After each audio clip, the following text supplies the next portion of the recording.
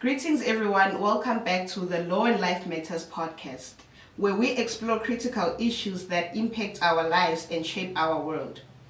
I am your host, Cheryl Zulu, and in today's episode we are diving into a topic that resonates across every corner of the globe. Prevention of sexual harassment, a global perspective. If you are new to this channel, please don't forget to hit the subscribe and like button and to also follow us for more of our content. In this episode, we'll explore how different countries are addressing sexual harassment, from the laws and policies designed to protect victims to the challenges in implementing these measures effectively.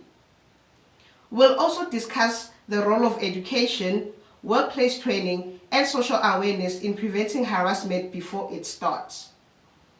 By examining best practices and innovative approaches from around the world, we'll gain insights into how we can collectively work towards creating a safer and more inclusive environment for everyone. Sexual harassment is an issue that transcends borders, affecting individuals in every country, culture, and workplace. Despite the differences in legal frameworks, cultural norms, and enforcement mechanisms, the fight against sexual harassment is a universal struggle that requires a unified and global response. Join us as we speak to Advocate Kothari. Advocate Kothari is a distinguished advocate at the Madhya Pradesh High Court, bringing a robust academic foundation and extensive practical experience to her legal practice. She holds a BBA LLB degree from Amit University, which was then followed by an LLM in International Trade and Investment from the Gujarat Maritime University. Advocate Kothari has sharpened her expertise through active participation in various training programs and seminars, both as a volunteer and a speaker. Her comprehensive understanding of legal principles combined with her hands-on experience makes her a formidable advocate in her field. We hope that you enjoy this episode and you find it very informative and educational. Thank you. Long bygone are the days when the men used to be the sole breadwinners of a family. Globalization has brought a radical change in the status of a woman worldwide. However, with the larger influx of the women in the mainstream workforce of India, sexual harassment at the workplace has assumed greater dimensions. Presenting with this the topic Prevention of Sexual Harassment, a Global Perspective. So let us understand what does this sexual harassment means. It means any unwelcome behavior of a sexual nature that makes someone feel offended, humiliated, or intimidated. It can manifest in various forms, including verbal comments, physical advances, or non-verbal actions, and can occur in different settings such as the workplace, public spaces, or online. So here are the examples of sexual harassment. First one is the verbal, inappropriate jokes, comments about someone's appearances, or sexual advances. Second, we talk about physical harassment, which means unwanted touching, hugging, or assault. Third is the non-verbal, which means displaying sexually explicit images or making suggestive gestures, leering, are one of the examples of the non-verbal harassment. Now we are talking about the prevalence of the worldwide. Firstly, how it is globally impacted. Like the impact of sexual harassment extends beyond individual victims. It affects the workplaces, communities, and economies. It contributes to gender inequality and creates a hostile environment and limits the opportunities for the affected individuals, particularly women. Even the statistics have revealed that a significant percentage of the people, especially women, has experienced some form of sexual harassment in their lifetime. Second, we talk about culture and legal challenges. Like the different countries and the cultures have varying definition, perception, and responses to the sexual harassment, complicating the global efforts to address the issue. Second, in some regions, the legal protection may be inadequate or poorly enforced, leading to widespread underreporting and lack of accountability. Now we are talking about the impact of the victims that have been facing, like the workplace harassment. Women often face harassment in the professional settings where the power dynamics can exacerbate this issue, and this can lead to a toxic work environment, fear of retaliation, or a career damage. Like examples have been mentioned as a male supervisor making inappropriate sexual comments to a female employee. Secondly, being pressurized to engage in sexual activities in exchange for promotions or job security. Thirdly, if any of a colleagues sharing sexual explicit content or jokes during the meeting are the types of the workplace harassment. Secondly, we talk about the public space harassment, which means often leads to the street harassment, disproportionately affects the women. This can range from catcalling to more aggressive actions. Like the examples can be being followed or stalked by someone with sexual intentions, unwanted sexual advances, or the comments from the strangers to the public transportation are one of the examples of the public space harassment. Now we are talking about the impact that the women have been facing or the victims have been facing regardless of the harassment. Firstly is the emotional impact. The sexual harassment can have a severe emotional consequences for the woman, leading to the feeling of shame, guilt, anxiety, and depression. The fear of being harassed can also lead to a constant state of alertness and stress. Like the examples I already mentioned, that the women who experience harassment may suffer from chronic stress, leading to mental health issues such as anxiety disorders or depression. The emotional toll can result in social withdrawal, isolation, and difficulty in trusting others are one of the examples of the emotional impact. Second is the psychological impact, which talks about the psychological effects of harassment, which can be profound, affecting a woman's self-esteem, sense of safety, and overall mental health. Women may develop a post-traumatic stress disorder, PTSD, as a result of severe or repeated harassment. Examples are which are mentioned like developing a self-blame or internalized shame, believing that they are somehow at fault for the harassment. Now we are talking about the professional impact. The sexual harassment can derail a woman's career, leading to the job loss, missed promotions, hostile work environment.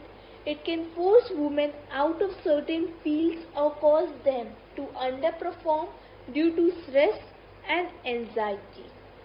The examples are the fear of retaliation can lead the woman to remain silent, resulting in the continued harassment and further professional disadvantage.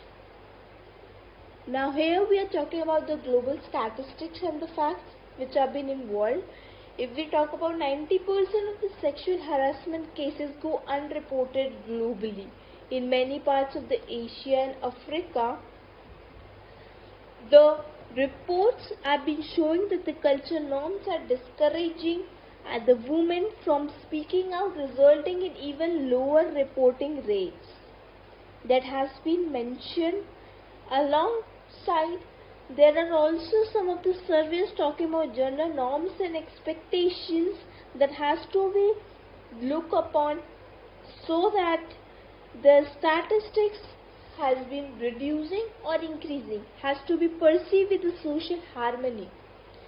Like for an example, in some of the Middle Eastern or the South Asian cultures, discussing the sexual issues publicly is a taboo, making it difficult for the woman to report a harassment.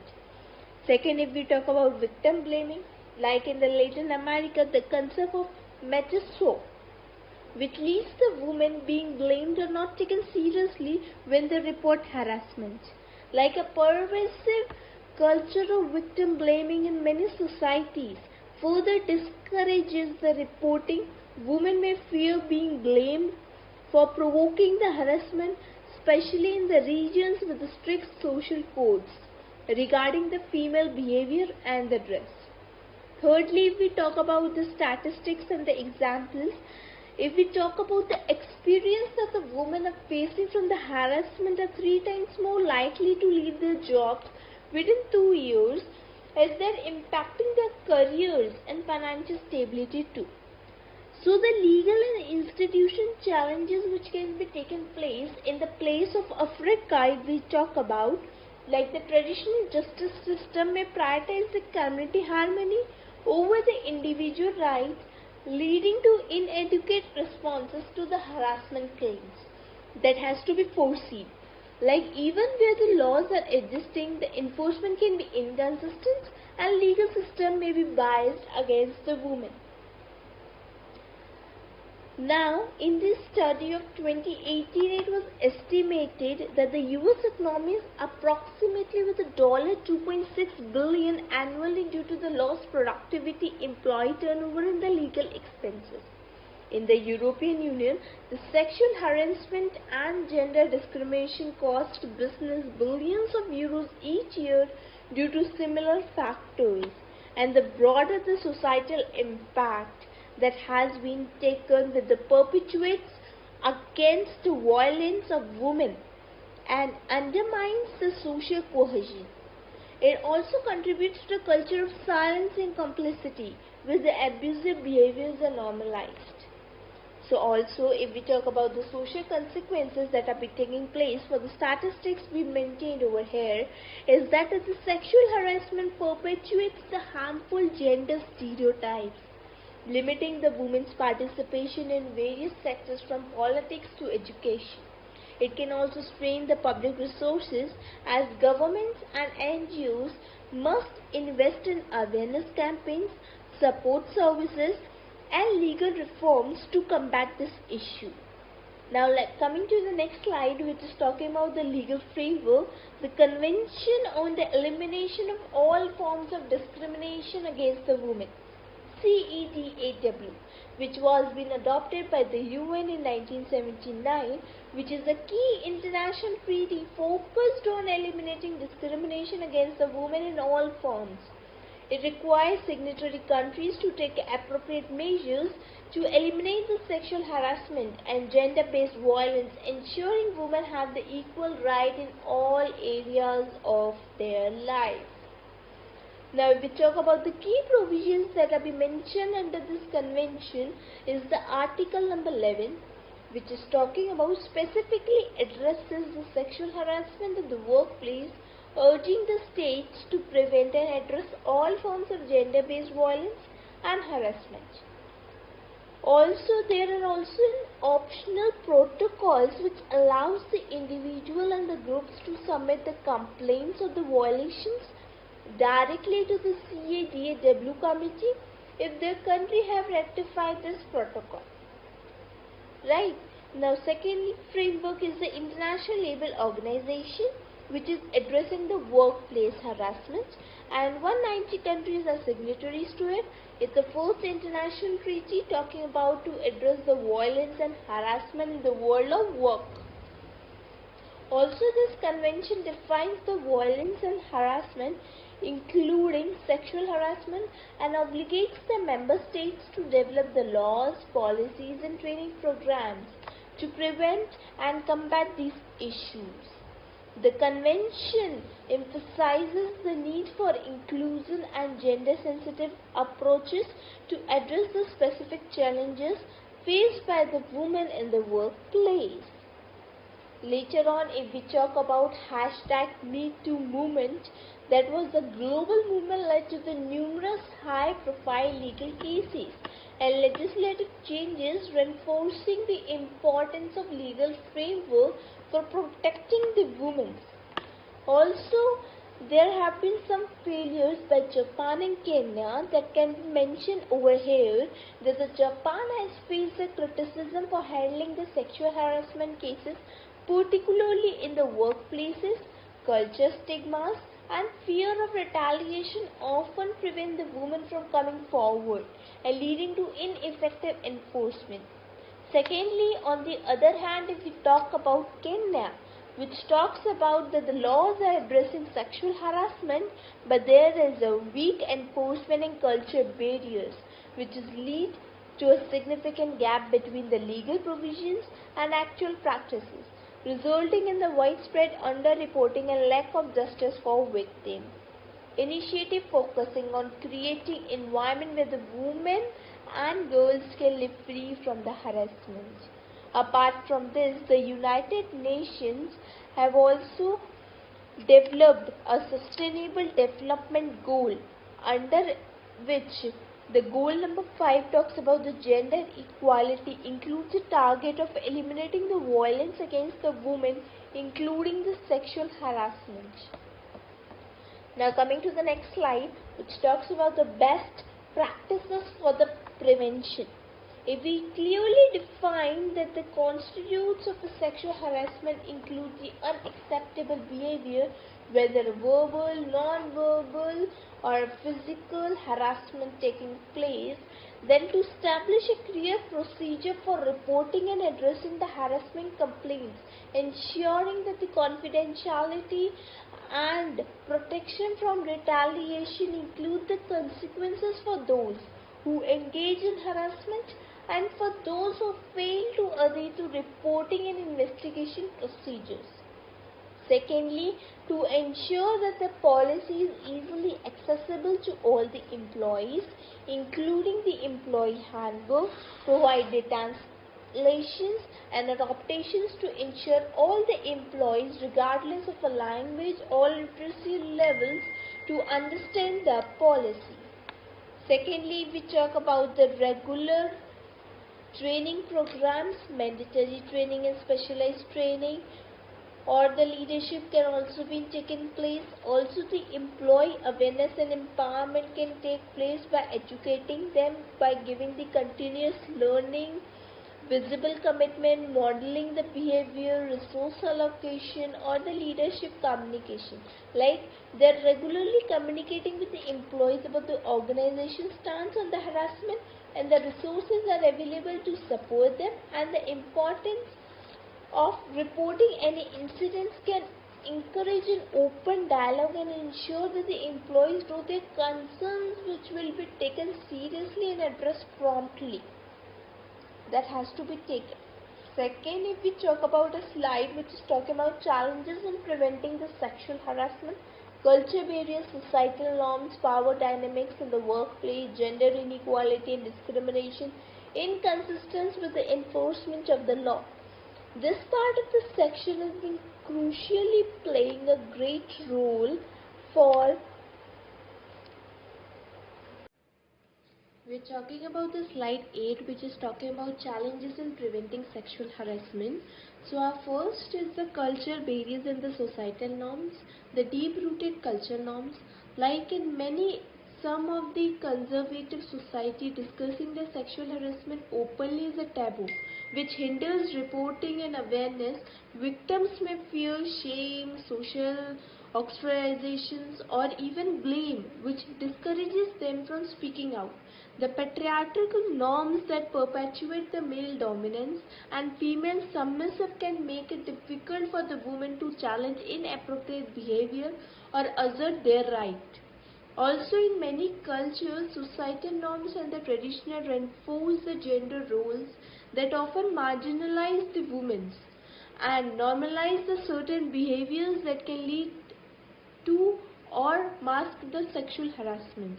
In some regions, the behaviors considered harassment in one culture may be seen as acceptable or even expected in another. Second, we can talk about impact on reporting. Like in some culture, there is a perception that the sexual harassment is a private issue to be resolved within the family or a community rather than going to a formal legal or the workplace challenge, and that should not be done because the person has a fear of damaging their own reputation, family honor, or the career prospects can be a powerful deterrent. So that should not become.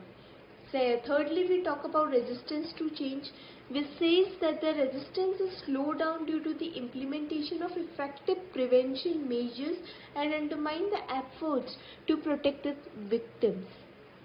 Secondly, we talk about power dynamics in the workplace, like the imbalance of the power. This can manifest as a quid pro quo harassment, like this for that, demanding the sexual favors for the exchange for job security or the promotions, or creating a hostile work environment through the persistent, unwelcome behavior. Secondly, if we talk about under this, the fear of retaliation, the victim may be afraid to report their harassment because the fear of retaliation, which could include being demoted, losing their jobs, facing professional isolation, and making it difficult for the victim to feel safe in coming forward. Thirdly, we talk about under this is the lack of accountability, like the harassers may be shielded by their position and complaints may be ignored, dismissed or inadequately addressed. Many of the organization has a weak governance regarding this. Fourthly, if we talk about the normalization of the abuse, like in some of the workplaces, there may be a culture where the abusive behavior by those in power is normalized or excused. Particularly if the harasser is seen as a valuable to the organization, example a top executive or a high performing employee, then this normalization can perpetuate a toxic work environment where the harassment is tolerated. Thirdly, our topic of discussion is gender inequality and discrimination. Under first is the systematic gender inequality. Gender inequality is a fundamental driver of sexual harassment. In many workplaces and societies, the women are systematically disadvantaged and underrepresented in leadership roles, which can lead to the environment where their voices are less valued and their rights are less protected. Second is the gender-based discrimination that we all know. It reinforces the gender stereotypes with the view that the woman is an inferior or an object rather than equal contributors in the workplace of the society. Third is the economic dependence. Like in this, the economic vulnerability is often exacerbated by the gender pay the gaps, and the concentration of the woman is low paying, less secure jobs, which makes it difficult for the woman to leave the abusive environments. Fourthly, we talk about intersectionality, like the women who face multiple forms of discrimination, example due to race, sexual orientation, disability or socio-economic status, is often at even a greater risk of harassment and have fewer resources for recourse. This intersectional discrimination can compound the effects of sexual harassment and making it challenging to address. Further, the purpose of this section is to highlight that how the gender inequality and discrimination contribute to the prevalence of the sexual harassment and the need to address these broader issues in order to create an environment where the harassment is less likely to occur and more likely to be effectively challenged. Lastly, we are talking about the inconsistent enforcement of the laws. The first one is the variability in the legal protections. Like many of the countries have the laws against the sexual harassment, and the effectiveness of these laws varies widely. In some cases, the legal framework may be weak, outdated, outmoded, or not fully implemented, leaving the gaps for the protection. Secondly, we talk about under this is the lack of awareness and the resources. Even where the laws exist, there may be a lack of awareness among both employers and employees about their rights and responsibilities. Additionally, underfunded legal system or a lack of trained personnel can lead to delays, corruption or any inadequate enforcement of the laws. Thirdly, we talk about under this section is culture and political resistance. In some of the reasons, the culture resistance to gender inequality and the political unwillingness to prioritize the women's rights can result in inconsistent enforcement of the anti-harassment laws, which can lead to situations where the laws are on the books but are not enforced in the practice. Lastly, we discuss under this section is the challenges in the judicial process, which itself is a barrier to the justice, and the victims facing a lengthy, expensive and emotionally taxing legal battles.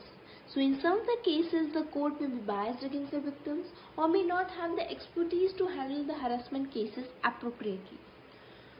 Further, the purpose of this section is to discuss the challenges which has been inconsistent with the enforcement of the laws, not only having a strong legal framework but also ensuring that it has been effectively enforced and accessible to all the victims.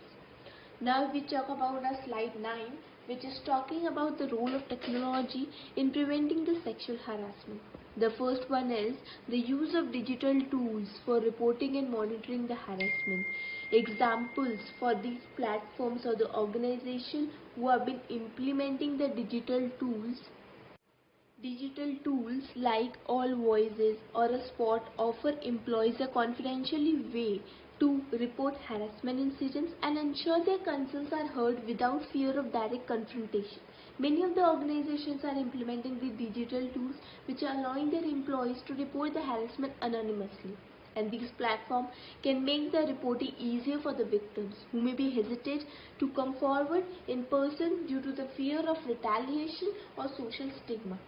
Secondly, we talk about the real-time reporting like the mobile apps or the web-based platforms, which is immediately helps in documenting the incident accurately and ensures that the issue is addressed promptly.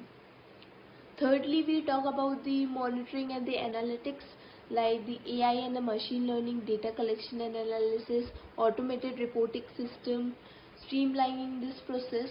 And purpose of discussion of this section is to emphasize how the digital tools are transforming the way of organization to handle and prevent the sexual harassment and highlight the benefits of anonymity, real-time reporting and data analytics in creating a safer and more responsive workplace harassment, or to make an environment more responsive with the workplace environment.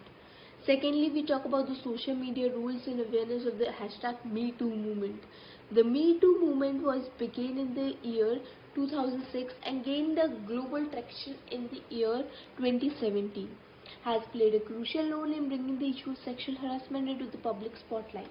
Social media platforms like Twitter, Facebook, Instagram have allowed the survivors to share their stories, leading to widespread awareness and dialogue about the harassment in all sectors of society. Secondly, the global reach and solidarity. Also, it has impacted the organizations with the increased accountability and awareness campaigns. Also, there has been some of the challenges for the potential for the misinformation. While the social media has been a powerful tool for raising the awareness that we all know, it can also spread misinformation or lead to the public trials by the media, where the individuals are judged without the due process, which is highlighting the need for responsible use of these platforms. The main purpose to discuss this section is important that how the social media has revolutionized the conversation around the sexual harassment, highlighting both the opportunities and the challenges which has come to its widespread use, and which underscores the role of movement like #MeToo movement in breaking the silence and prompting change. Thirdly, we talk about the online harassment and the cyberbullying that we all know, like the revenge porn, cyber stalking, publishing private information online, or sexual harassment through the messages or the social media platforms. These are one of the forms of the harassment that we've already discussed. And the person who has been in-person abused, leading to severe emotional and the psychological impact on the victims. Secondly, we talk about including the LGBTQ plus individuals and people of color also facing a high rate of online abuse. Thirdly, we can also discuss about the professional and the personal impact that they have been facing on their personal relationship or their careers have been affecting this. Legal and technical challenges like the difficulty in the enforcement. Online harassment is challenging because it is to regulate and enforce due to the anonymity of the internet, jurisdiction issues and the global change of the digital platforms. The laws are often slow to catch up with the rapidly evolving digital landscape and leaving the victims with the limited resources. So the platform responsibility is to protect the users from the harassment, and the balance between the free speech and the safety should be maintained, encouraging moderation for the effectiveness. and the role of platforms in preventing the abuse. The purpose is to growing the problem of the online harassment and cyberbullying, emphasizing the unique challenges that can be presented, and it calls attention to the need for the stronger legal protection, platform accountability, and support for the victims in the digital age. Lastly, we are talking about the challenges and the opportunity in the digital space, which is talking about the privacy concerns. Like the employees may fear that their communication are being monitored, leading to a lack of trust in the digital tools. Ensuring transparency, clear boundaries is also one of the essential ingredients for the privacy concerns. Secondly, we can talk about digital divide. As the digital divide means not all the employees have the equal access to the digital tools or the skills to use them effectively. But this digital divide can create inequalities in who can report harassment or access resources, particularly in the global organization with a diverse workforce. Thirdly, we can talk about cybersecurity risk, which breaches and could expose the victim's identity or the details of the harassment cases, leading to further harm.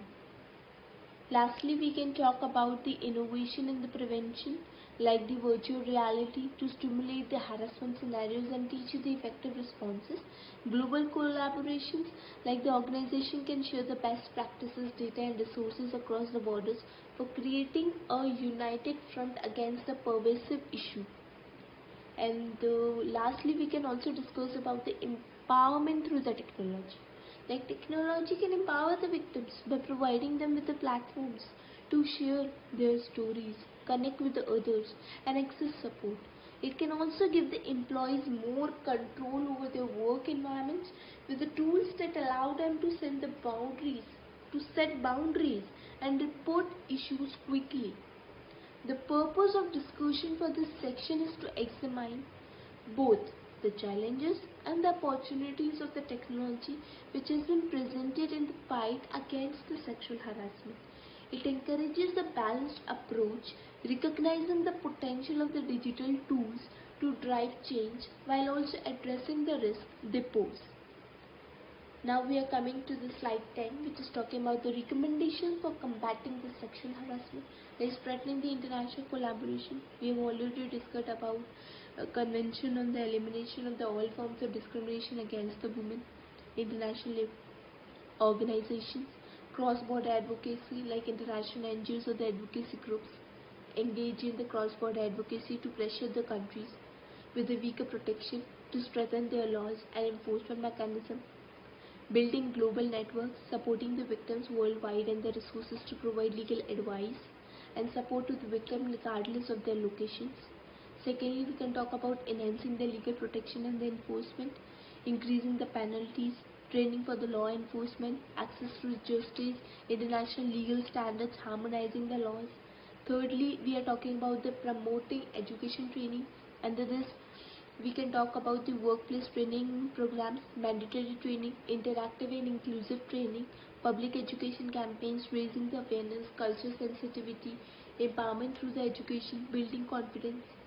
Purpose of this recommendation is to underscore the critical role of the education and the training in preventing the sexual harassment, emphasizing the need for comprehensive, inclusive and culturally sensitive information initiatives that empower the individuals and foster a culture of respect that has to be done.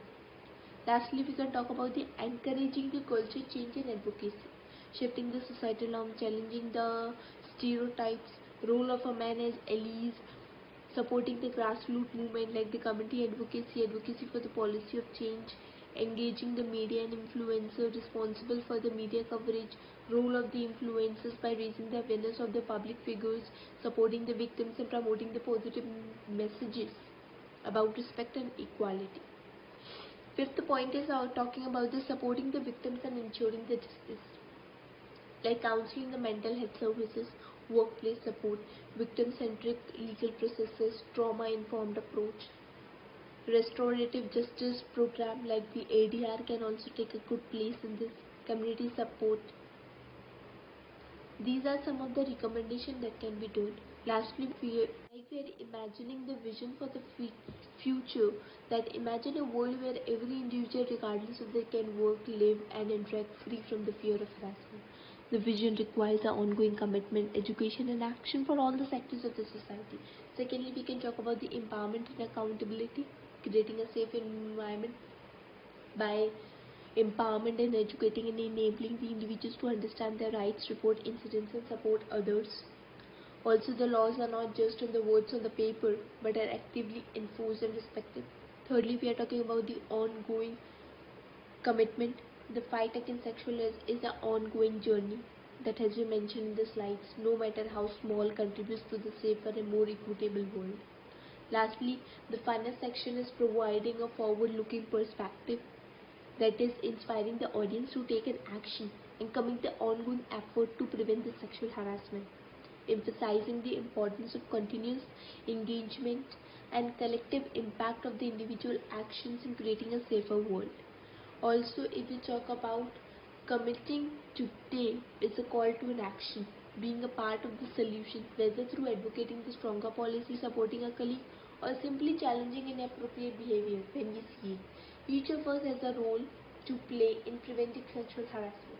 Together we can create a safer environment where everyone is treated with dignity and respect.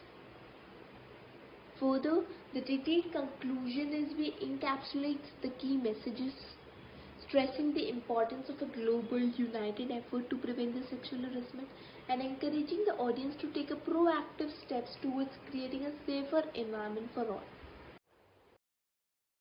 The prevention of sexual harassment is a critical issue that transcends borders, cultures, and industries.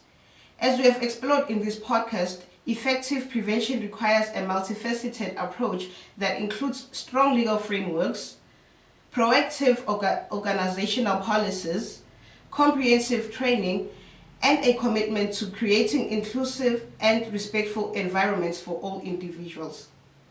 The global perspective highlights that while progress has been made, challenges remain, especially in ensuring that laws are enforced, victims are supported, and perpetrators are held accountable.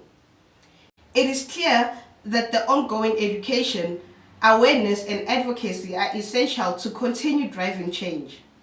By learning from different countries, experiences, and best practices, we can work towards a world where sexual harassment is not only addressed when it occurs, but it is prevented from happening in the first place. Thank you once again for joining us in this important conversation. Let's keep pushing for a safer and more equitable future for everyone. Thank you.